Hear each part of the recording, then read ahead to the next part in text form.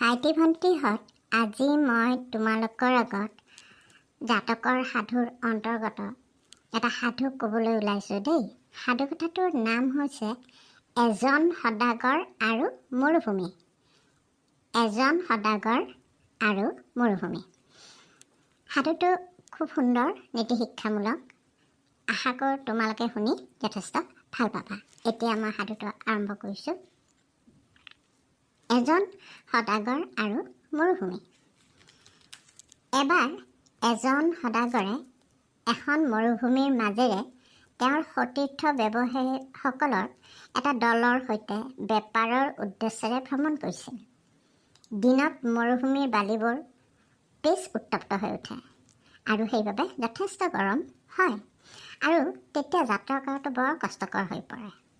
সেইবাবে তেওঁলোকে কেৱল ৰাতিৰ সময়তহে ভ্ৰমণ কৰিব বিচাৰিছিল। ৰাতি দিশ নিৰ্ণয়ৰ অসুবিধাৰ বাবে সদাগৰজনে কি কৰিলে জানা? এজন স্থানীয় পথ প্ৰদৰ্শকক লগত ল'লে। তাৰমানে সেই মানুহজনে স্থানীয় ৰাস্তা ঘাটবিলাক চিনি পায়, কোনপিনে কি উলিয়াব পাৰি জানে। সেইকাৰণে সদাগৰজনে সেই মানুহজনক লগত ল'লে। এদিন ৰাতি তেওঁলোকে এনেদৰে গৈ থাকোঁতে পথ প্ৰদৰ্শকজন উটৰ ওপৰতে টোপনি গ'ল। ফলত কি হ'ল জানা? পথ নিৰ্দেশনাত ভুল হৈ গ'ল। তেওঁ পথ নিৰ্দেশ কৰিব নোৱাৰিলে। ইপিনে ৰাতিৰ সময়, গতিকে কোনো দিশৰ উৱাদি নাপাই উটবোৰে ইফালে সিফালে যাব ধৰিলে। শেষত যেনিবা উটবোৰক পুনৰ একেলগ কৰা হ'ল। কিন্তু ৰাতি পুৱাব সময়ত তেওঁলোক মৰুভূমিৰ মাজত এক নতুন ঠাই, অচিনাকি ঠাইহে পালেগৈ। গোটেই ৰাতি যাত্ৰা কৰি কৰি তেওঁলোকে কি হ'ল জানানে?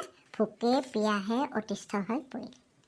কিন্তু ঠাইডোখৰ তেওঁলোক য'লৈকে যোৱা কথা আছিল, সেই ঠাইডোখৰটো পোৱাই নাই। তাৰমানে সেই ডোখৰ যে পাব, তাৰ কোনো ব্যৱস্থাও তেওঁলোকে চকুত পৰা নাছিল। তাৰপিছত এইখন আছিল কি? এখন মৰুভূমি। গতিকে মৰুভূমিত কোনো মাজত মৰুদ্যানো তেওঁলোকে দেখা নাছিল। মৰুদ্যান মানে য'ত পানী থাকে। তাত একো পানীৰ ব্যৱস্থা মৰুভূমিততো নায়েই, শুকান মৰুভূমি। গতিকে তেওঁলোকে খোৱা বস্তু আৰু তেওঁলোকে লগত নিয়া বস্তু এইবিলাক চব শেষেই হ'ল। গতিকে পিয়াহত তেওঁলোক কি হ'ল? অন্ধকণ্ঠ শুকাই গ'ল। বাকীসকলে সেই অৱস্থাৰ বাবে যে আজি আমাৰ কিয় এনেকুৱা হ'ল, ৰাতি তেওঁ টোপনি গ'ল, সেইকাৰণেহে আমাৰ আজি গোটেই ৰাস্তাবোৰ গণ্ডগোল হ'ল, ওলট পালট হ'ল, সেই বুলি তেওঁলোকে কি কৰিলে জানা? সদাগৰজনক দায়ী কৰিলে আৰু তেওঁক সমালোচনা কৰিব ধৰিলে যে আপোনাৰ কাৰণেতো আজি এইটো হ'ল। এই ৰাতিখন ওলাইছোঁ, এইপিনে পথ প্ৰদৰ্শকজনেও ভুল কৰিলে, টোপনি গ'ল, যাৰ কাৰণে আমি গোটেই সোপা এতিয়া শুকান মৰুভূমিত আহি ওলাইছোঁ। এতিয়া একো ৰাস্তাই চিনি পোৱা নাই। গতিকে তেওঁলোকে এই লৈ পেলাই তেওঁলোকৰ মাজত কি হৈছে? অশান্তি এখন সৃষ্টি হ'ল। এইবোৰ শুনি শুনি সদাগৰজনৰ অলপ খং উঠিছিল। কিন্তু খং উঠিলেও কি কৰিলে? তেওঁ একো খং নেদেখুৱালে। তেওঁ শান্ত হৈ থাকিলে। তেওঁ ভাবিলে যে এটা দুৰ্যোগ হৈছে, সমস্যা এটা হৈছে, সেইবুলি তেওঁলোকে তেওঁক বেয়াকৈ ক'লে। তেওঁৰ বেয়া লাগিছে মনটো যে তেওঁতো আৰামত থকা নাই, তেওঁ ভোক পিয়াহতেই আছে। বাকীবিলাকৰ কথা চিন্তা তেওঁ নকৰা নহয়। কিন্তু তেওঁ কি কৰিব? এতিয়া পথ প্ৰদৰ্শকজনে ৰাতি টোপনি গ'ল, এতিয়া তেওঁতো উপায় নোহোৱা হৈছে। গতিকে তেওঁ কি কৰিলে? মনে মনে থাকিল আৰু। তথাপি তেওঁ কিন্তু বিতত নহ'ল আৰু তেওঁ বিৰক্তিও প্ৰকাশ নকৰিলে।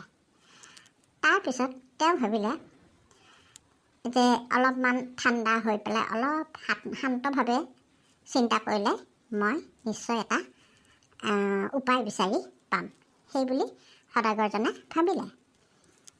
তেওঁ এটা কথাত বিশ্বাস ৰাখিছিল যে সকলো সমস্যাৰ সমাধান থাকিবই। তেওঁ চাৰিওপিনে ভালকৈ নিৰীক্ষণ কৰি চাই ল'লে। এনেতে তেওঁ দেখিলে হঠাতে বালিৰ মাজত কেইডালমান কি হৈছে? এটা কেকটাছ গছৰ নিচিনা গছ গজি আছে। তাৰপিছত তাত বালিৰ মাজত গছ গজিছে।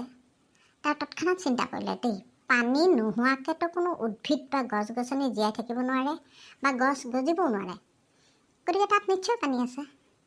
ইতিমধ্যে তেওঁৰ লগৰীয়াকেইটাতো অন্ধকণ্ঠ পানী নাপায় হাহাকাৰ কৰি আছে, পানী নাই পিয়াহ লাগিছে। তেওঁ যেই উদ্ভিদডাল দেখিলে, গছডাল দেখিলে, কেকটাছডাল দেখাৰ লগে লগে তেওঁ কি হ'ল জানানে? তেওঁ অনুমান কৰিলে যে ইয়াতে নিশ্চয় পানী থাকিব লাগিব।